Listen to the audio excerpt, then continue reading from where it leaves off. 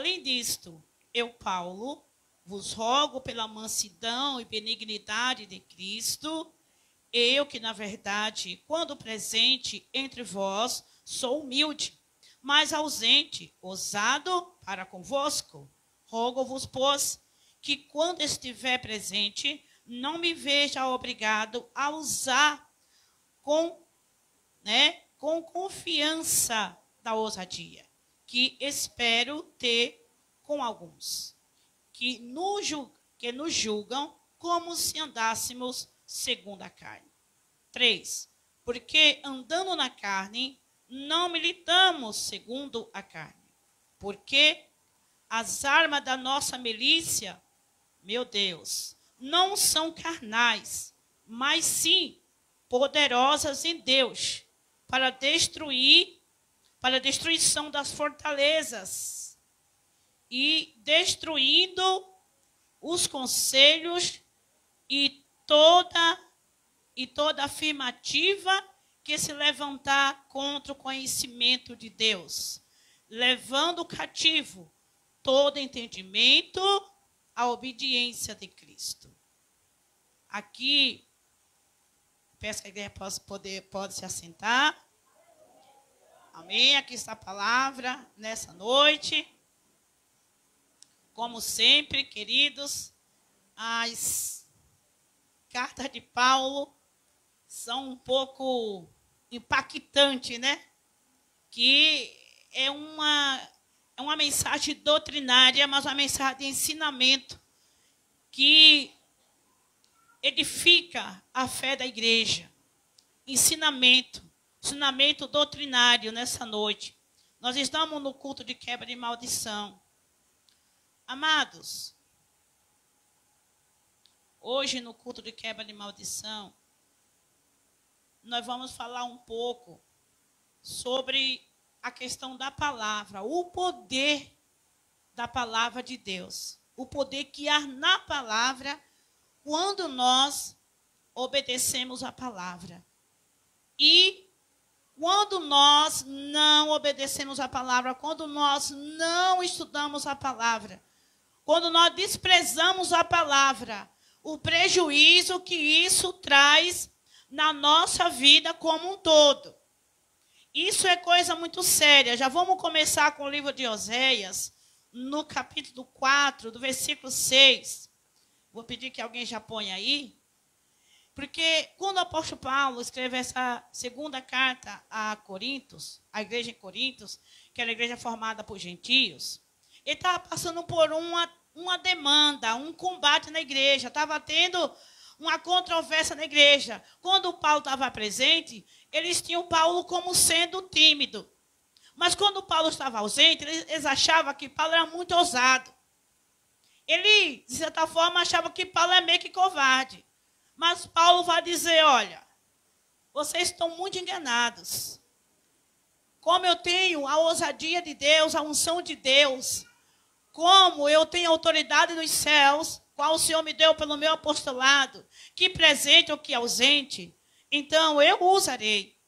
Vocês, tipo assim, vocês querem pagar para ver? Vocês querem saber se tem autoridade, se é carnal ou é espiritual?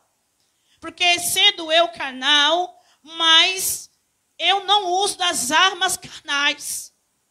Porque se eu fosse carnal, não poderia produzir o efeito que tem produzido, ou seja, os frutos que tem dado no meu ministério. Quem é carnal não produz fruto. O fruto do que é carnal são coisas carnais. Mas se conhece que é carnal, é espiritual, se conhece pelo fruto, o que ele produz. Porque, irmão, se fala muita coisa, né? Vivemos numa época que as pessoas falam tudo e um pouco mais. Falam de tantas coisas e não procuram analisar o que estão dizendo. E, às vezes, há tipo de sofrimento que é proveniente dessa falácia, né? Há tipo de sofrimento, muitas das vezes, que nós passamos, desnecessário, que Deus quer nos poupar. Coríntios era uma igreja meio problemática. Paulo, que era apóstolo, né, que tinha o apostolado dado por Deus, mas mesmo assim, eles não respeitavam os ensinos do apóstolo. Então já vamos ver aqui em Oséias, o que é que diz a palavra de Deus. O meu povo foi destruído, Oséias 4:6, é isso? 4:6, olha aqui. O meu povo foi destruído porque lhe faltou,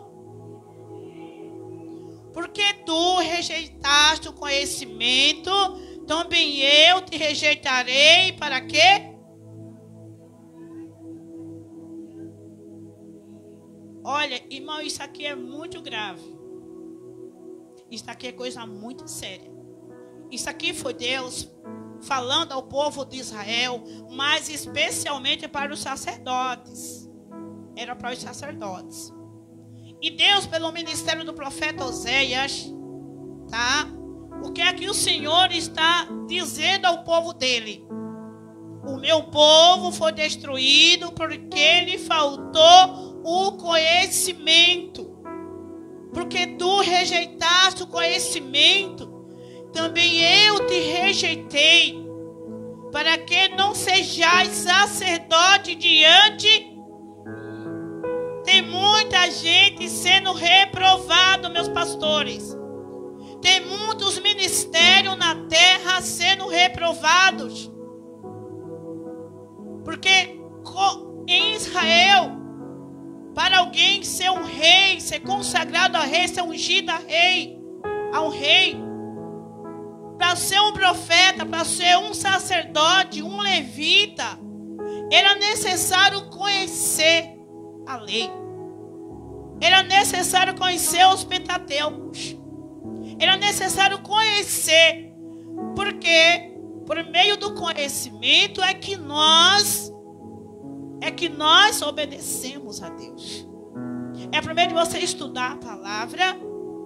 Esse conhecimento gera dentro de nós um temor. Por quê? Porque quando eu conheço, então logo esse conhecimento me traz a obediência, e juntamente com isso me traz também o quê? A libertação dos pecados. Isso me liberta da idolatria, me liberta da incredulidade, me liberta das maldições do passado, me liberta dos meus próprios conceitos. Por quê? Todo ser humano tem seu próprio conceito. E o problema de tudo é quando ele quer aplicar o seu próprio conceito dentro do evangelho. Paulo vai dizer: as nossas armas, as armas da minha milícia, não são carnais, mas são poderosas em Cristo para destruir sofismas. O que era sofisma? Sofisma na antiga Grécia, no sexto ano antes de Cristo, era um conceito dos eruditos que eles usavam para contradizer, para se opor a princípios e regras estabelecidas. Não é diferente em nossos dias. Na época de Paulo, estava tendo na igreja de Corinto, estava tendo ali heresias. Ali estava tendo combates. Paulo pregava e vinha alguém e combatia o que Paulo ensinava. Chegou um momento que já não se sabia quem estava falando a verdade. Chegou uma hora que ninguém mais sabia o que era certo, o que Paulo ensinava ou o que os seus oponentes ensinavam. Aí Paulo, ele necessita de escrever, nessa segunda epístola a essa igreja, dizendo: olha, rogo-vos, pois, que quando eu estiver presente, não me veja obrigado, eu não seja obrigado de usar com confiança da minha ousadia, que espero ter alguns que nos julgam. Ele estava sendo julgado. Então, não pague para ver que chegando aí, se eu for até vocês irão saber qual é as armas do meu combate. Que as armas que eu uso não são carnais, mas elas são poderosas em Cristo, para derrubar, para desfazer todo conceito que tentarem, que vierem para tentar impedir o conhecimento da palavra de Deus. Sofisma era um conceito que havia, era algo malicioso para levar o oponente a duvidar da própria verdade que ele pregava ou que pregamos. Era algo ardiloso, como ainda hoje. Hoje estamos vivendo mais do que nunca este momento muito difícil, irmãos. Nós vivemos em um cenário, hoje, um cenário evangélico extremamente complicado. Uns estudam com a finalidade de contradizer a palavra de Deus e distorcer o verdadeiro ensino da sã doutrina. Outros que procuram, na verdade, buscar o verdadeiro conhecimento, esses estão sendo combatidos a todo momento. Há um combate, há uma guerra constantemente. Porque o que o inimigo mais quer, irmãos, hoje o que ele está fazendo, ele está atuando no mundo por meio das filosofias, por meio das ideologias.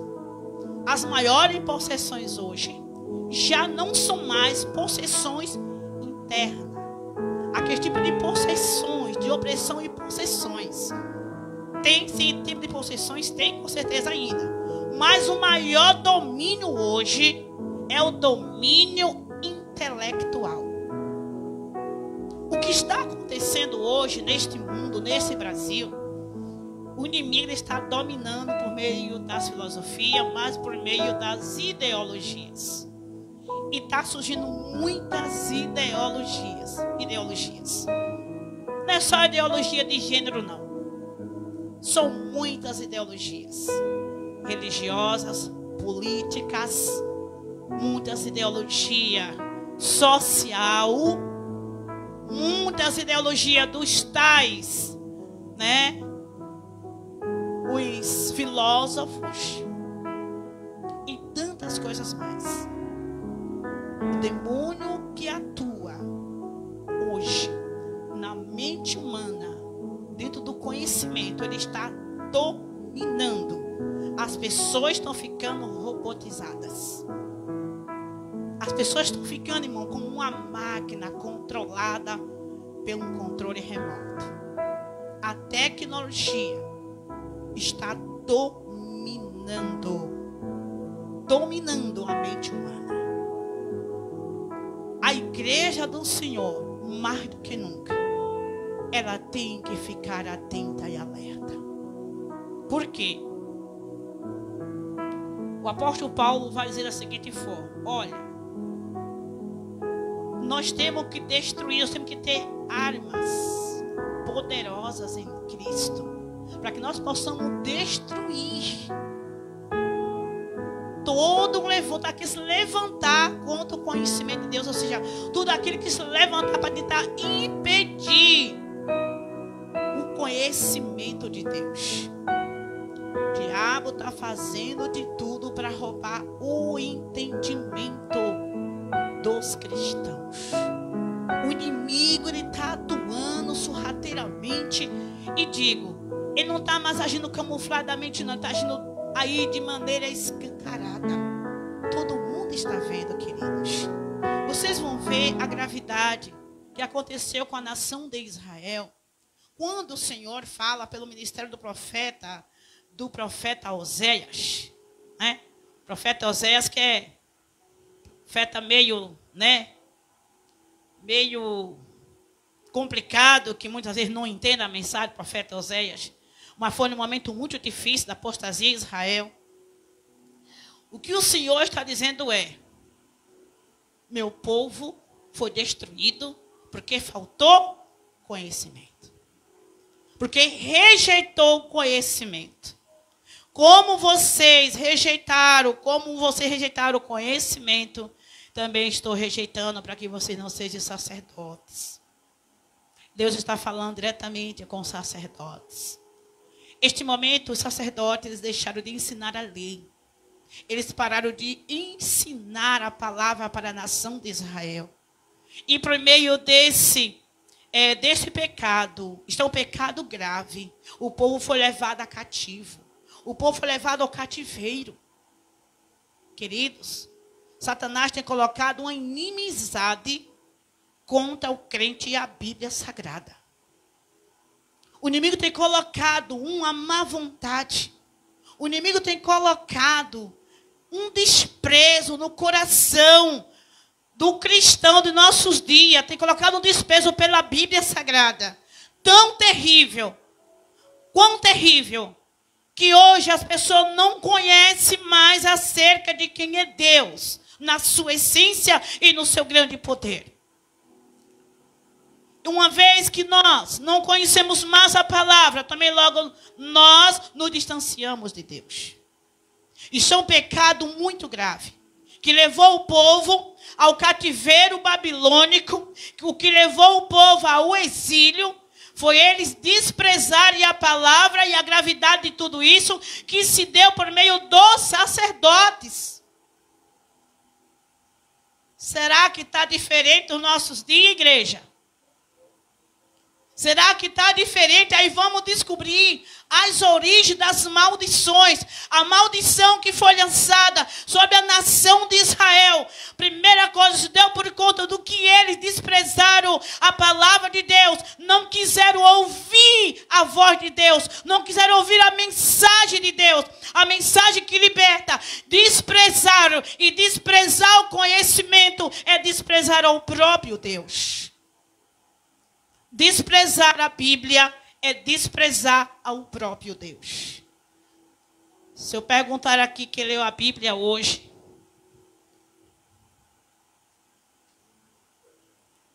quantos hoje leram a palavra de Deus?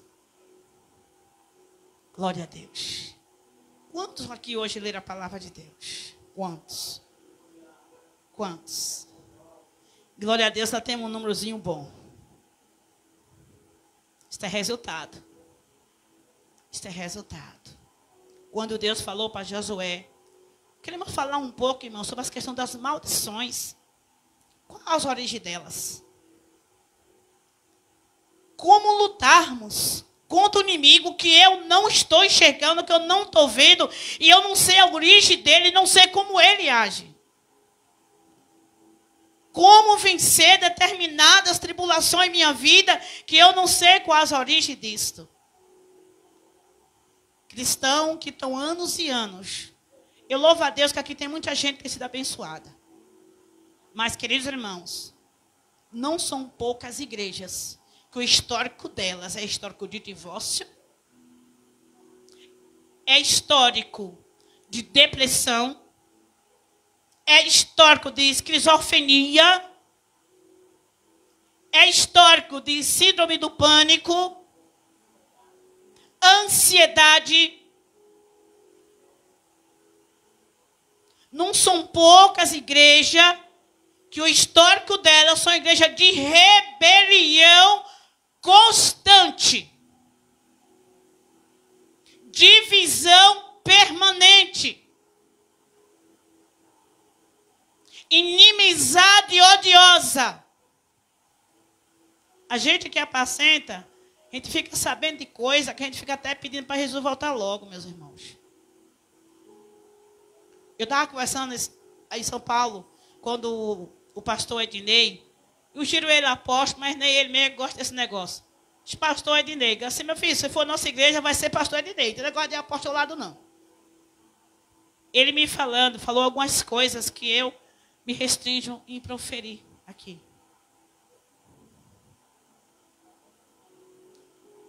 Eu ouvindo os meus sobrinhos, os dois que são pastores jovens ainda, e ele dizendo assim, tia, nós estamos preocupados. Assim, não tem vontade de expandir o ministério pelo Brasil? Assim, é promessa. Aqui em São Paulo, é promessa. É promessa. Diz assim, tia, a nossa família, a família inteira, quase inteirinha, tem ministério. Tem vários levitas, tem professor de teologia, tem pregadores, tem líderes, tem... E eu estava analisando muita gente mesmo. Agora que eu estou percebendo como Deus, irmão, tem abençoado a minha família. E eu sei que Deus tem uma bênção especial para a tua família também. A maior bênção na família de um cristão, irmão, não é bens materiais, mas é você ver sua família inteirinha aos pés de Jesus. Aos pés de Deus. A nossa maior riqueza, nosso maior tesouro é ter uma família na presença do Senhor. E essa tia, nós estamos preocupados. Já há tanto tempo a gente congregando nesse lugar, tal, mas começou a bater a preocupação dentro de nós. Eu digo, qual é o motivo da preocupação de vocês? É que, tia, nós acabamos por ver, quando a gente começa a participar das coisas de forma mais direta, que de passar a estar no convívio mais direto da liderança. A gente, isso está bem claro e bem escancarado que o objetivo maior não é a salvação de almas, mas é dinheiro, poder e prestígio. E olha que eles pertencem a um ministério muito grande. Ministério mundial até. Ele disse, falava assim, minha tia, eu converso direto com o meu irmão. E nós estamos preocupados de estar atuando e agindo em um lugar errado. Eu tenho medo, a gente tem medo de ser participante disso. Como está ser aqueles que estão alimentando isso daí. Porque, de certa forma, é isso, irmãos. Você acaba se tornando cúmplice de uma coisa inocentemente que você não tem culpa. Aleluias. Glória, raça. Nós vivemos dias de muita preocupação, de muita turbulência. A gente hoje já não sabe mais a quem atende, se os de dentro ou de fora. Apesar, igreja, que eu quero dizer para vocês uma coisa. Eu glorifico a Deus pela vida dessa igreja. É um povo que não me dá trabalho. Como assim, pastora? É um povo que não me dá trabalho. Que todo louvor e honra e glória seja dada a Deus. Problemas sempre vamos ter. Enquanto estiver na terra, vamos ter problemas. Vamos ter dificuldade em relacionamentos. Vamos ter alguns problemas. Isso faz parte da vida terrena. Nós lutamos dia após dia, mas com a consciência que nós, meu Deus, algo melhor nos espera. E até chegar esse dia, nós estamos no processo de aperfeiçoamento. Mas se toda essa igreja se dedicar mais ao estudo da palavra, vamos ser melhores ainda. Se essa igreja, na sua totalidade, meus pastores, se dedicarem muito mais ao estudo, com aquele prazer, é o cerne da igreja, é o cerne da nossa fé, é a palavra de Deus. Porque muitas vezes sofremos por não conhecer a palavra. E às vezes, há tipo de maldições que vêm sobre a nossa família, que muitas das vezes é falta que cometemos. São dificuldades que a gente não consegue, às vezes, vencer. São fraquezas, às vezes, que a gente não consegue administrar, não consegue lidar. Como, por exemplo, às vezes nós temos dificuldade de lidar com a nossa própria natureza. Às vezes nós temos dificuldade, irmãos, em ter uma vida de mais consagração a Deus, em mais oração, de sermos pessoas que crê realmente no sobrenatural de Deus, que crê no milagre, de ouvir a palavra, guardar a palavra, e ali absorver a palavra e acreditar que assim vai ser.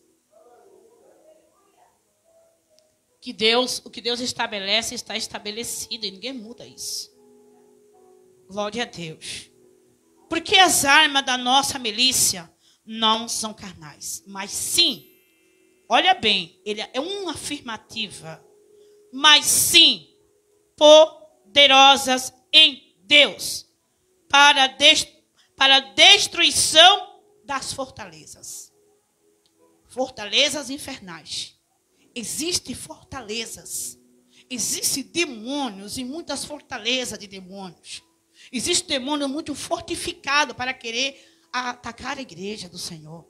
Existem demônios muito arquitetados, muito armados, para querer roubar a fé do cristão, para tentar entrar em nosso lar, para tentar oprimir nossos filhos, para tentar escravizar, para tentar fazer a nossa família de refém. Mas nós temos a armadura de Deus.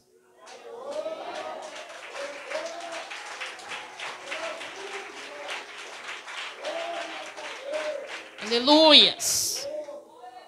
E nós temos que ter essa consciência. Nós temos que ter essa convicção de que nós dispomos de toda a armadura de Deus, como está em Efésios 6:10, irmãos. Existem fortalezas daqui para cima, nas regiões celestiais. Olha bem, essas legiões, eles vão se movimentando de acordo com como nós nos movimentamos aqui na terra. Há maldições, tem pessoas que elas têm um má costume de lançar palavras de maldições. Desejar mal, praguejar. Ele vai me pagar. Deus vai vingar. Deus vai fazer isso. E nós, às vezes, como cristãos, falamos coisas que às vezes nós estamos amaldiçoando. Às vezes é maldição que ele está lançando. Porque não é o Deus que julga nas suas causas. Não é Deus que julga as tuas causas. Ele, como justo juiz, ele sabe o que é justo e o que não é. Então, não precisa eu pedir para Deus vingar nem julgar a minha causa, porque Deus julga. Sabe por quê? Porque Ele é o seu advogado. Sabe por quê? Ele é o meu advogado, Ele é o advogado desta igreja, Ele é o nosso juiz. Todo bem que nós fazemos, Ele volta para nós mesmos. Todo bem que você faz, volta para você e sua casa. Assim eu falando, assim cedo, nem preciso falar acerca das maldições, porque elas também têm retorno. O que nós semeamos, tem retorno. Tem colheita. Seja por palavras, ou por obras, ou atitudes. Porque todos nós temos um telhado de vidro. Eu tenho, você tem, nós temos. Nós temos um telhado de vidro. Nós somos vidraça. E se nós somos vidraça, eu vou guardar o meu estilingue. Abre chore canta rábia núbria. Rebente couvianai. Porque às vezes parece que é até divertido a gente usar o estilingue para quebrar a vidraça do outro. Fazer aquele estrandilhaço. Não é isso? Como se fosse criança brincando de se esconder e jogando pedra